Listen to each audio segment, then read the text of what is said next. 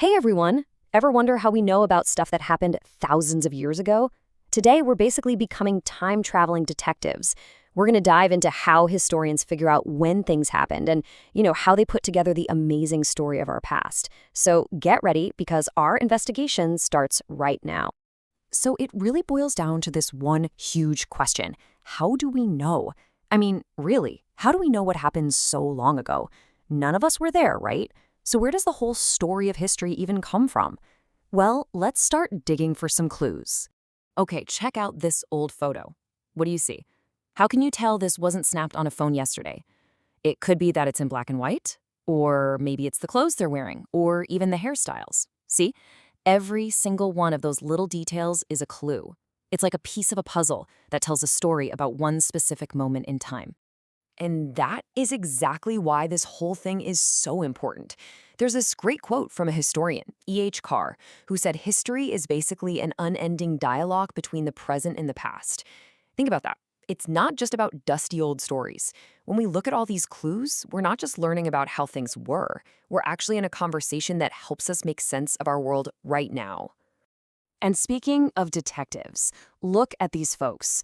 These are the real-life detectives of the past. You've got geologists who study the Earth itself, archaeologists out there digging up incredible artifacts, and so many more. They're all on the hunt for pieces of this giant puzzle, just on a way, way bigger scale than an old photo. Okay, so once these experts find all these clues, what's next? You can't just have a giant, messy pile of facts, right? You've got to organize it. You need some kind of system, like a universal clock for all of humanity. And that brings us perfectly to our first big topic. How in the world do we measure time? Well, for most of us around the world, that system is something you see every single day. The Gregorian calendar. Yep, the one on your phone, on your wall. That's the one. It's all set up to match how long it takes our planet to orbit the sun. And that's exactly why we have leap years, to add that extra day and keep everything perfectly in sync. All right, now here is a super important detail that trips up so many people. We split time into BCE, which stands for Before Common Era, and CE for Common Era. But here's the kicker, the part you absolutely have to remember. There is no year zero. Seriously, the timeline literally jumps from 1 BCE straight to 1 CE. Getting this one little fact right is the secret key to all historical math. So you think you've got it? Let's put it to the test with a real example. Gautama Buddha was born in 560 BCE. Let's say it's the year 2026 right now. How many years ago was that exactly? Let's do the math together. Okay, first step. We take those 560 years that happened before the Common Era started. So that gets us from his birth all the way up to the year 1. Now, we just need to add the years that have happened since then. So we'll add 2026 to our number. Simple enough, right? But wait, here comes the secret trick. Remember what I said about no year zero? That little jump in the timeline means we have to subtract 1 year from our total. You absolutely cannot forget this step. And voila! You take 560, add 2026, and then subtract that one tricky year, and you get 2,585 years ago. See? Now you're calculating time just like a historian.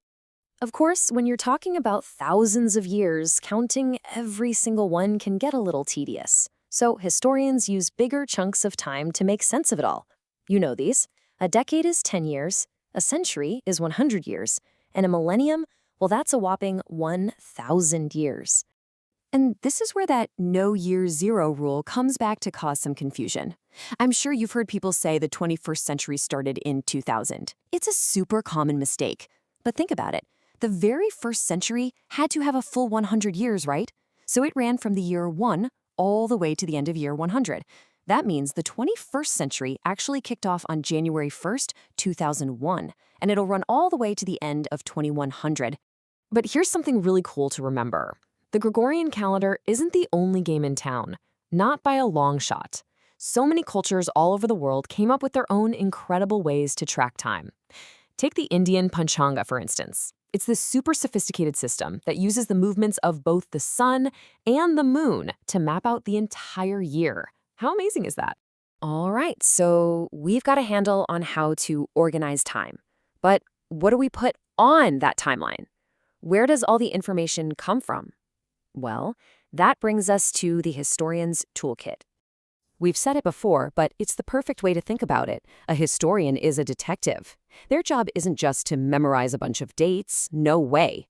They're out there hunting for clues, which in the history world we call sources, and they use those sources to piece together a picture of what really happened. And just look at all the different kinds of sources they use. It's so much more than just old, dusty books. You've got archaeologists finding things like pottery and coins. You've got literary sources like ancient poems or plays. And you even have oral traditions, stories and folklore passed down from one generation to the next. Every single one of these gives us a different angle, a different piece of the story.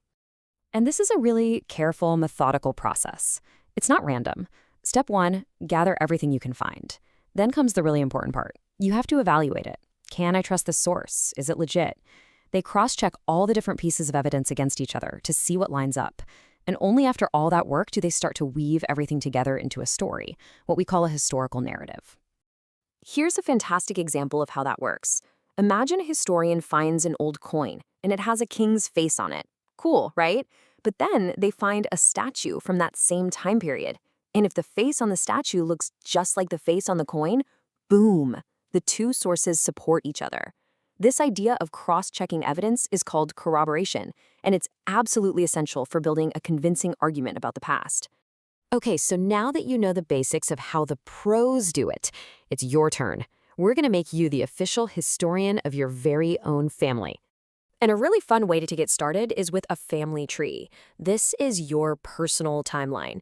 See what you can find out about your parents, your grandparents, maybe even your great-grandparents if you can. So what are your sources? Well, they're probably all around you. Things like old photos, maybe some letters or diaries, even old ID cards. But you know what one of the best sources is? The memories and stories from your parents and grandparents. Those are your clues. Go talk to them. So go on. Gather your sources. Start asking questions. Piece together all those clues. Every single family has an incredible story just waiting to be uncovered. So, what story is your timeline going to tell?